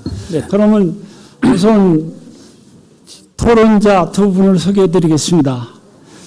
제 옆에 계신 분이 서울대 배종렬 박사님인데 서울대학교 경영학 박사십니다. 스치리분야에서 수석 연구원을 하셨고 통일부 정책자문위원, 통일경제연구협회 사무총장을 역임하셨습니다. 전에는 UNDP에서 두만강 지역 개발 프로그램에 참여하셨고 저서로는 김정은 시대의 경제와 사회 등 많은 논문과 저서가 있습니다. 우리 또 제 왼쪽에 남광교 교수는 매봉 통일연구소 소장을 하시고 고려대학교 북한통일연구센터 연구교수십니다. 또 아시아문제연구소 또 연구위원입니다. 국민대 겸임교수로 현재 재직 중이십니다. 이제 두 분이 우선 우리 배종렬 박사 10분 내로 해주시고 남광규 교수도 10분 내로 해주셔야 후러지로의 한두 분 받을 수밖에 없습니다. 가능해서 짧게 해주시면 고맙겠습니다. 네, 방금 소개받은 통일경제연구협회 사무총장 배종렬입니다. 우선 그 박승재 박사님에게 감사를 드리겠습니다. 아주 자세하게 현재의 처한 상황을 정리해 주셨기 때문에 저는 그 몇 가지 쟁점에서 박 박사님의 의견을 좀 들으려고 그렇게 생각을 하고 있습니다. 첫 번째는 세컨더리 보이콧 말씀을 하실 때 그 포인이 한국이든 다른 나라든 기존 금융 관행을 인정하지 않겠다. 그것이 앞으로 나올 세컨더리 보이콧의 핵심인지 첫 번째 질문입니다. 두 번째는 앞 제일 처음 이야기를 하실 때 북한이 가지고 있는 외화를 줄이기 위해서 수출을 타격을 줘서 수입 능력을 줄이겠다고 이렇게 말씀하시면서 석탄, 철강성, 수산물, 의료제품 이런 식으로 이 얘기를 하셨습니다. 그렇다면 지금 벤처를 중심으로 한 자동차, 어떻게 보면 이게 불법 한적 뭐 여러 가지 다 걸쳐 있는 것 같습니다만은 이와 관련해서 사치품이라는 것이 앞으로의 미국의 대북 제재 정책에 있어서 결국 그 사치품 상당수는 북한에서 통치 행위와 관련된 하사품일 수도 있고 당이 수령에 계속 충성을 하는 데 있어서 주요한 하나의 보조수단이 될 수 있는 측면이 있습니다. 그렇다면 앞으로 바로 이러한 사치품 품목에 대해서는 바로 예를 들어서 규제를 강화하기 위한 기존하고는 조금 성격이 다른 북한 통치 체제에 대해서 직접적인 공격을 의미하는 것인지 두 번째 질문이고요. 그 다음에 세 번째는 사실 그 얘기를 들으면서 과학 기술의 발전이 굉장히 빠르게 진행되었구나.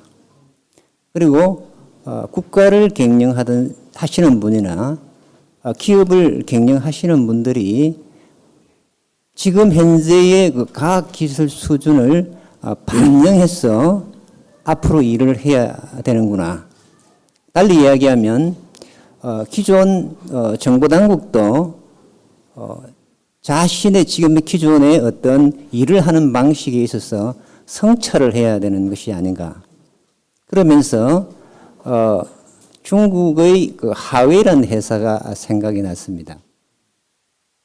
안면인식 기술이 지대한 영향을 미친 것은 김정남의 암살 사건에서도 드러났고, 그 다음에 저희들 백도어 문제를 거치면서 중국의 인공지능 그 부분 지금 현재 박성재 박사님 말씀하신 이 자료를 찾아가는데 인공지능의 도움을 받았다. 거꾸로 예를 들어서 중국은 하웨이는 그 인공지능을 통제하는 데 사용하고 있는 측면이 있습니다. 그러면 여기서 저희들 법치와 법으로 허용되는 중국의 제도 간에 상당한 모순이 있는데 결국 앞으로의 예를 들어서 대북 전략에 있어서 최근에 벌어지는 얘기를 좀 드리면 8월 현재 평양에 쌀값은 변동이 없는 것 같습니다. 기존하고 관련해서. 그리고 중국 엔화도 변화가 크게 없는 것 같습니다만은 달러는 지금 조금씩 올라가는 그런 조짐을 보이고 있는 것 같습니다.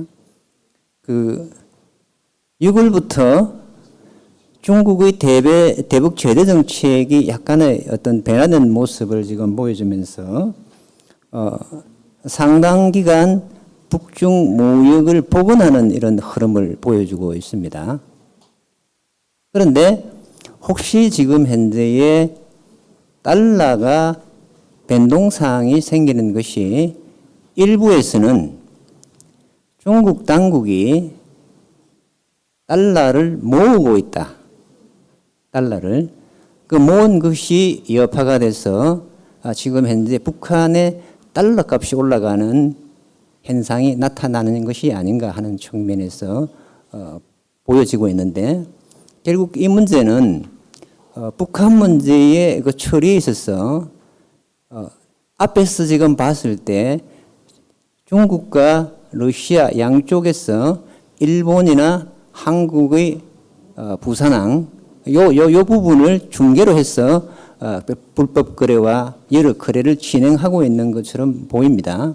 그렇다면 그 대북 제재에 있어서 중국의 협조가 굉장히 중요할 것으로 보입니다만은 결국 미중 간의 그 흐름에 있어서 중국은 기존의 미국과의 대북 제재 동참하는 선에서 지금은 약간 다른 노선을 예를 들어서 생각을 하는 것 같습니다. 그렇다면 결국 지금 현재 C4ADS 이 발표가 단순한 연구 목적으로서 놓은 것이 아니라 앞으로 나아갈 미국의 그 방향을 예시하는 것이 아니냐 하는 관점에서 박성재 박사님께 드리고 싶은 얘기는 혹시 이것이 앞으로 미국의 대북 제재 강화의 신호탄이 되는 건 아닌가? 그 각도에서 말씀을 해주셨으면 고맙습니다. 이상입니다. 네. 우리 표정열 박사님 딱 9분 50초 하셨네. 내 지금 시계 보고서 지금 메모 넣으려고 했는데 대단하십니다. 우리 남광규 교수님도 10분 이내로 맞춰주시기 바랍니다. 먼저 C4AD에서 자료를 해가지고 우리 박승재 박사님 참 엄청난 작업을 하셨습니다. 사실 이 내용이 제가 알기로는 지난 8월 중순경에 언론에 잠깐 보도로 됐어요. 그런데 워낙 짧게 보도가 돼가지고 이런 불법 한적이 지금 이루어지고 있구나, 사치품이 들어가고 있구나, 그 정도만 우리가 인식하고 있는데 오늘 그 호화품, 특히 이제 벤츠 차량이 시작부터 마지막 북한까지 들어가는 과정의 국가, 루트, 또 방법, 이런 모든 것을 아주 세밀하게 잘 발표해 주셔가지고, 정말, 지금 이제 사실 이 대북 제재가 지난 그 2016년도 북한이 4차 핵실험하고 난 다음에 안보리에서 당시 2270호 대북 안보 제재를 이제 발동을 했습니다. 이때가 이제 주로 그 김정은 정권의 통치 자금을 목표로 해가지고 역대 아마 대북 제재 중에서 가장 강력한 대북 제재를 했죠, 유엔 안보리가. 그런데 지금 들어보니까 그때부터 최근까지 또 지금 이 허술한 구멍이 상당히 많이 나오고 어떤 그 대북 제재, 유엔 안보리의 대북 제재와는 상관없이 지금 이렇게 들어가고 있다는 사실을 우리가 지금 확인할 수가 있었습니다. 특히 이게 벤츠 차량, 호화품이 중요한 부분이 지금 유엔에서 강력한 대북 제재를 여러 개 지금 동시에 지금 시행하고 있지만은 그 북한 주민들에게 들어간 것은 사실 이게 좀 고통만 있을 뿐이지 실제 효과는 없습니다. 왜냐하면 이제 여러분 잘 아시다시피 북한 통치 체제라는 것이 최고 지도자를 중심으로 해가지고 소수 엘리트들에게 보상을 주고 그들의 충성심을 통해 가지고 유지되는 체제이기 때문에 어떻게 보게 되면 이제 북한 체제가 유지되는 가장 큰 동력 중에 하나가 그 엘리트들에 대한 보상이죠, 선물이죠. 이게 가장 중요하다. 그렇다면 북한으로 들어가는 이 호화품, 특히 벤츠 차량 같은 데 대한 이 부분이 잘 제재가 돼야만이 실제 대북 제재의 효과가 나타날 수가 있는 겁니다. 그 대북 제재 때문에 북한 주민들 고통받는다고 뭐 김정은이 북한 엘리트들이 뭐 걱정하고 그거 전혀 안 하거든요. 그런 점에서 사실 이 호화품, 사치품은 대북 제재의 핵심이라고 볼 수가 있는데 오늘 보니까 그 핵심 부분에 있어 가지고 많은 구멍이 나타나고 있다는 부분을 가지고 아주 세밀하게 우리가 확인할 수가 있었습니다. 대충 짐작은 했지만 역시 그렇군요. 특히 이제 유럽에서 지금 보니까 출발지는 일단 네덜란드로부터 시작해가지고 일로 와가지고 중국, 러시아 혹은 일본 또 우리를 기차 중간지로 해가지고 결국 북한으로 들어가는 그런 통로가 지금 아주 자세하게 잘 나왔기 때문에 어떻게 되면 오늘 이 발표한 내용은 그 우리 정부 특히 이제 뭐 국정원이나 국방부나 외교부에서 정말 이 내용을 숙지를 해가지고 잘 알아야 될 부분 같습니다. 제가 짐작한 데는 아마 미국에서는 어느 정도 이를 틀어가지고 알고 있을지 모르지만 우리 정부에서는 오늘 발표한 내용의 몇 분지 1이라도 알고 있을지 상당히 의구심이 있거든요. 여기다 또 플러스 알파한 부분들이 우리 정부가 사실 알게 모르게 북한에게 이렇게 불법 한적식으로 해가지고 전달되는 것도 꽤 있습니다. 실제 그것이 몇 번 공식적으로 발각되기도 했고요. 뭐 그런 점에서 정말 우리에게도 상당히 좀 위험스러운 어떤 경고를 보여주는 것이다. 그런 점에서 박승재 박사님이 아까 말씀하신 대로 미국이 8월 달에 C4ADS 통해가지고 이걸 좀 흘린 부분도 만약에 계속 이렇게 가고 북한이 그 비핵화에서 뭐 자꾸 이렇게 딴전 피우고 미루고 또 우리 한국 정부가 미국과 북한 사이에서 좀 어정쩡한 자세를 취하면서 계속 북한을 도와주는 듯한 모습을 보이게 되면은 아마 대북 제재를 명분으로 해서 미국이 강력한 조치를 취할 수 있는 근거를 만들어가고 있는 것이 아닌가. 뭐 그런 점에서 오늘의 이 내용들이 상당히 그걸 할 수 있는 액션 할 수 있는 많은 그 자료를 제공해 준다고 볼 수가 있어요. 그래서 아까 특히 그 결론에서 정말 두려워할 수밖에 없는 세컨더리 보이콧, 미국이 대북 제재가 제대로 안 통하고 이거 구멍이 많고 여기에 지금 뭐 중국, 러시아는 일찍이 다 예상되었던 부분이고요. 한국도 지금 직간접적으로 연관되었다 하게 되면은 그야말로 이제 마지막 남은 가장 강력한 대북 제재는 금융 제재죠. 이게 들어오게 되면은 정말 이거는 근데 지금 여러 가지 상황으로 봐가지고 그럴 가능성도 충분히 있다고 보여지고 있고요. 또 하나 지금 이 모든 루트가 우리 박 박사님께서 특히 AI를 통해 가지고 분석했어요. 이렇게 자료를 가지고 우리가 어떻게 봅니까? 근데 AI를 통해 가지고 했는데 사실 이걸 보니까 분석 그 방법이나 그 기법을 보니까 지금 미국하고 중국이 하고 있는 무역 전쟁이 본질과로 가까워지고 있어요. 지금 미국 중국의 무역 본질은 뭐 미국이 중국으로부터 너무 적자를 본다. 1년에 뭐 수천억 달러 적자를 본다. 뭐 그런 싸움인 것 같지만 안에 들어가게 되면 사실은 이게 정보 기술 싸움입니다. 정보 기술 싸움은 결국 국가의 헤게모니, 패권을 지닐 수 있는 기술력을 둘러싸고 있는. 근데 지금 아시다시피 중국의 하웨이가 그 부분에서 너무 앞서가가지고 지금. 그래서 이 모든 부분을 가지고 아까 AI도 지금 하웨이 도움을 받아가지고 분석을 할 수밖에 없는 이런 상황까지 왔어요. 그래서 지금 우리 이 대북 제재 부분들은 한편으로는 그런 부분하고 관련되어 있는 상당히 그 지금 화급한 상당히 이슈가 되는 모든 분야가 관련되어 있다. 그러나 중요한 것은 대북 제재의 구멍이 지금 이렇게 있는데 잘못하면은 우리 대한민국 정부도 거기에 엮일 수 있다라는 가능성입니다. 북한이 원래 그렇다 치고 중국, 러시아는 그렇게 해왔기 때문에 우리가 뭘 하지만은 그런 점들이 미국이 단순히 북한만을 대상으로 한 제재가 아니라 자칫하면 대한민국도 제재 대상이 될 수 있다라고 하는 부분을 우리가 눈여겨서 보고 우리가 잘 관찰해야 될 필요가 있다고 보여집니다. 그리고 뭐 끝으로 본 얘기는 아니지만 지금 이 시간에 사실 이게 중요한 내용이어가지고 제가 여러 언론사에 미리 자료를 보여줬어요. 그래서 좀 관심을 갖고 보고 있기 때문에 몇 개 언론에서 좀 날지는 모르겠습니다. 특히 오늘 뭐 직접 취재를 온 기자도 좀 있고 한데 오늘 또 지금 저쪽에서는 조국 청문회가 벌어지고 있지 않습니까? 정말 이 무너져가는 대한민국을 살리기 위해서 조국이 몸을 던진 것 같습니다. 지금 상황이. 그래서 그런 결과가 좀 우리 내부부터 제대로 된 대한민국을 만드는데 문제는 외부로부터 불신을 당하게 되면은 지금 우리 외교가 완전히 소외되고 있고 뭐 미국뿐만 아니라 일본과는 완전히 이렇게 된 상황에서 정말 국제적인 왕따가 되고 있는데 이 대북 제재에서도 우리가 정말 우리의 우방으로부터 불신당하는 그러한 잘못된 우를 범하지 않도록 오늘 발표한 내용들이 많은 경각심을 주고 우리의 대비책을 높이는 데 또 미국 또 일본 국제사회의 협력에 도움이 될 수 있는 그런 내용으로 이게 반영되었으면 하는 제 바람을 갖고 제 토론을 마치겠습니다. 감사합니다. 이제 시간이 사실 15분까지나 지났는데 딱 두 분만 1분씩 질문을 해주시고 1분 답변도 1분에 그치겠습니다. 먼저 질의하실 분 1분입니다. 배종렬 박사님하고 우리 또 박성재, 김광교 박사님께 다 세 분 모두께 여쭤보고 싶습니다. 저는 예전에 이제 금융기관에 있었는데 20여 년 전 그냥 IMF 그 회원이 그 한 가운데 있었습니다. 그래서 금융기관 우리 배종렬 박사님께서 근무하셨다 그러는데 잘 아실 것입니다.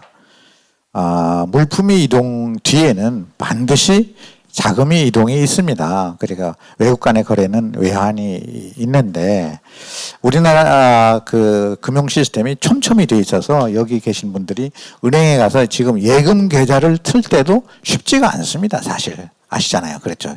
지금 그렇게 촘촘히 되어 있어요. 그런데 이런 석탄이나 무슨 석유나 밀반입 이런 것들이 있을 때 이게 금융기관 은행에서 그 외환 거래할 때 그거를 체크를 하지 못했을까? 그게 의심스럽거든요. 그 정도로 우리 시스템이 허술한지 아니면 담당하는 직원들이 모럴 해저드가 있는 것인지 좀 의심스럽고요. 이 부분에 대해서 배 박사님께서 좀 말씀해 주시면 좋겠고 또한 또 걱정되는 부분이 일본에서 우리 그 불화수소라든가 뭐 이런 거 요새 그 이슈가 되는 그런 뭐 이런 것들을 그 규제한다고 그러잖아요. 사실 이런 것들이 그 일본에서 발표하는 거에 의하면 예를 들면 지금까지 뭐 100이라는 숫자가 어디에 행처가 몰랐다. 그런데 어느 시점부터는 150으로 그게 더 쑥 올라갔다는 거예요. 그러면 예를 들면 우리나라 이제 뭐 산업자원부 같은 데 있어서 그 행처를 체크를 못 하겠느냐. 이게 공무원들이 일하는 데 있어서 아까 말씀드린 시스템이 잘못인지 아니면 어떤 그런 모럴 해저드가 있는지 궁금해서 아시는 대로 좀 대답 좀 해주셨으면 고맙겠습니다.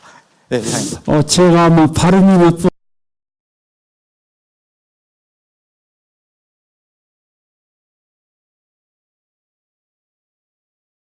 좋은 발표 잘 들었습니다. 예, 그 대북 제재가 오랫동안 계속이 되고 있는데 최근에 북한이 한 2, 3개월 사이에 미사일을 뭐 9개 쐈나요? 예, 그 정도 쐈는데 1,100억 정도가 들었다는데 북한 주민이 뭐 2년 동안 먹고 살 수 있는 금액이라는데 이게 북한이 미국의 저 대북 제재를 거의 비웃고 있지 않나 뭐 이런 생각이 들고 그 여러 세미나에서 보면은 결국 그 동안에 2017년까지는 중국을 통해서 다 대북 제재가 파이프가 다 샜다 뭐 이런 생각이 많이 들고 결국은 핵심은 이제 그 뭐 중국이나 또 우리나라 일부 금융기관이 뭐 다 위반한 걸로 왔는데 미국이 왜 이 저 세컨더리 보이콧 특히 그 금융기관에 대한 제재를 미루고 있는지 지금 한미일 동맹 균열이 되고 있는데 이제 미국이 조치를 취할 건지 우리 박승재 박사님께 묻고 싶습니다. 감사합니다. 예, 이제 두 분 질의로 이제 후로 토론 끝나겠습니다. 먼저 우리 그 유정열 박사가 대표를 먼저 질의한 거 답변해 주시고 그 다음에 두 번째 질문은 우리 박승재 박사가 해 주시는 것으로 이렇게 마치겠습니다. 먼저.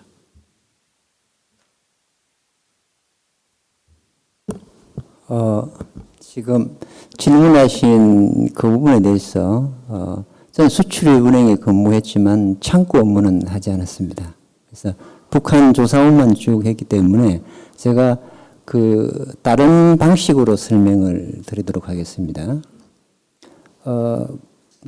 북한하고 거래를 할 때 대부분의 사항은 최고 의사결정자가 관여하는 것으로 알고 있습니다.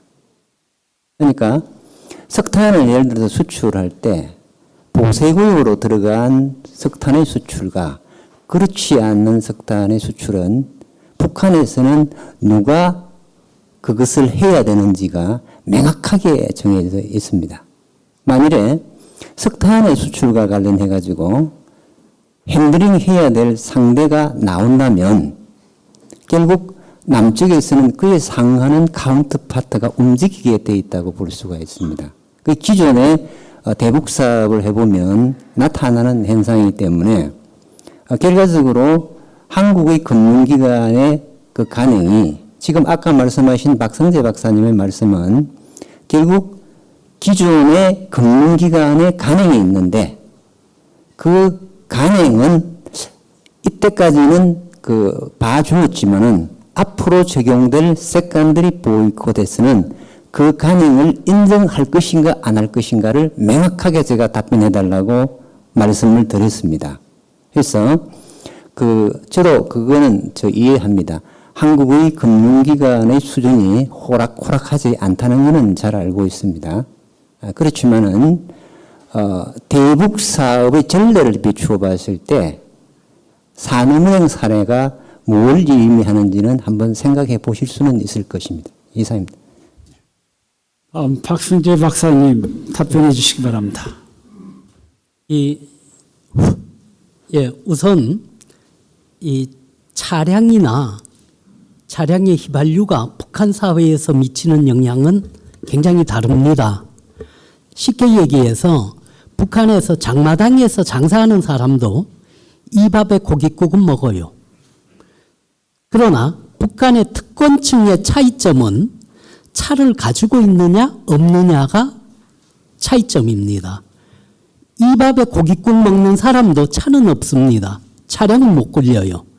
북한의 엘리트라고 얘기하는 사람과 장마당에서 장사하는 사람의 가장 큰 차이는 차를 굴리느냐 못 굴리느냐, 김정은으로부터 선물을 받았느냐 못 받았느냐예요. 그 선물이 뭐냐? 차고 휘발유입니다. 그래서 차량을 막고 휘발유를 끊는다는 얘기는 북한의 엘리트들이 더 이상 엘리트이지 못하게 만들겠다는 의지가 들어있는 거라고 보셔야지 되겠죠. 그 다음 또 하나는 아주 원초적인 질문입니다. 미국을 핵으로 공격하겠다는 나라는 과거에 구소련이 유일했습니다. 근데 90년대 초에 그 구소련은 역사책으로 영원히 사라졌습니다. 그런데 25년이 지나서 뭐 좀 심하게 얘기하자면 어디서 굴러먹은지 모르는 돼지 새끼 한 마리가 나타나가지고 미국을 핵으로 없애겠다라고 공갈치고 있습니다. 과연 미국 정부가 그걸 인정해 줄 수 있을지 없을지, 그건 이제 각자가 생각해 볼 문제겠죠. 그런데 지금 북한과 관련해서는 아마 다음 단계는 어떻게 보면은 지소미아가 종료됐다는 이야기는 어떻게 이야기하면은 미국의 북한하고 꼭 평화적인 대화를 해야지 되는 동력은 꺼졌다라고 볼 수도 있을 겁니다. 그러면은 대화의 동력이 꺼졌다면은 이제는 다음 단계의 이야기가 나와야지 될 사항은 어떻게 해야 실제적으로 북한을 핵을 폐기를 시킬 것인가가 다음 이야기가 아닐 것이냐. 그렇다면은 첫 번째 조치가 될 그 경제적인 압박이 북한에 먹힐 거라고 생각은 아마 1%도 안 할 겁니다만은, 그러나 무력을 사용하기 이전에 할 수 있는 마지막 조치로는 그래도 경제적인 압박을 한번 해보자라는 것이 합리적일 거라고 봅니다. 그렇다면은 그 전 조치가 아마 좀 더 강력한 세컨더리 보이콧으로 제재를 한번 해서 북한에 가는 것을 막아보고 북한 엘리트들이 차지하지 못하게 하자. 또 하나는 북한 조직 지도부의 문건을 보면은 외부에서 문제가 생기면은 조직 지도부에서 인원을 즉각 파견해서 신속히 문제를 해결한다예요. 그런데 만약 기름이 없으면은 신속히가 안 될 거 아니겠는가? 그렇다면은 가능하면은 차량과 기름을 줄여보자는 것에 방점이 가 있는 거죠. 물론 저도 북한이 경제적인 제재를 가했을 때 핵을 포기할 거라고 1%도 믿지 않습니다. 그러나 무력을 사용하기 전에 마지막 단계로서 해봐야지 될 것은 경제적인 제재라고 믿습니다. 그렇기 때문에 세컨더리 보이콧을 좀 더 강력하게 해서 해보는 조치는 필요한 거쳐야 할 수순이라고 생각을 합니다. 이상입니다. 예, 아무리 바쁘셔도 세 분 중에서 두 분만 말씀하셔서 한 분이 선수볼 것 같아. 1분만 딱 드릴게요. 예. 우리 남강국에서 한 1분에 말씀해 주세요. 제가 1분 달라고 요청했습니다. 방금 지소미아 한일 정보협정 얘기인데 그게 우리가 이제 보도는 이제 일본의 백색 리스트 제외, 우리 뭐 경제적인 거지만 여러분 기억을 더 올라가 그러면 일본 정부가 불화수소 보냈는데 그 양이 차이가 난다라고 했어요. 그게 지금 어느 쪽으로 갔느냐 하는 부분에서부터 사실 어찌 보면 안보상에서 가지고 일본이 우리에 대한 불신, 그것이 북한과 연관되었을 때 거기서부터 시작돼 가지고 지소미아 파괴까지 왔습니다. 그리고 또 하나 석탄도 얼마 전에 좀 지났지만 여기 한강에 있는 동남발전소 석탄을 가지고 북한으로부터 들어오지 않았습니까? 그때 그 지불 보정을 우리 국내 은행에서 나 모른다고 했어요. 이건 사실 이해할 수 없는 거짓말이죠, 사실은. 그런 부분들이. 결국은 지금 이런 어떤 제재나 경제적인 이제 안보상의 불안은 사실 지금 우리 정부가 스스로 만들어주고 있다. 특히 우방을 대상으로 해서. 이 부분이 가장 우리가 좀 위험한 상황이다. 또 걱정해야 될 상황이다를 참고로 말씀드리겠습니다. 그다음 모든 여러분 참 바쁘신 시간에 대단히 감사합니다. 다음 우리 자유민주통일국민 여러분, 이름 그대로 대한민국이 자유민주주의 국가가 되어야 되고 시장경제 국가가 돼서 우리 국민이 잘 살고 자유롭고 법치를 하는 그런 나라를 만드는 노력을 한 단체입니다. 다음 2차 포럼은 좀 더 흥미롭고 여러분이 관심 있는 그 제목을 찾아서 전문가를 찾아 다시 모시도록 하겠습니다. 대단히 감사하고요. 이제 우리 사회자 식당 소개하면 거기 가서 식사하시고 가시면 되겠습니다. 고맙습니다.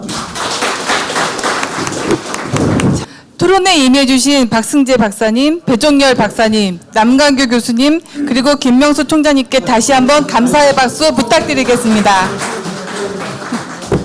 이상으로 자유민주통일국민연합 제1차 포럼을 마치겠습니다. 참석해 주셔서 이 자리를 빛내주신 모든 분들께 진심으로 감사 인사드리며 가시는 길 안녕히 돌아가시기 바랍니다. 감사합니다. 점심 식사는요, 여기 앞에서 진행을 나눠드릴 거고요. 저쪽으로 나가셔서 왼쪽으로 꺾으셔서 끝에 끝부분까지 가시면 식당이 있습니다.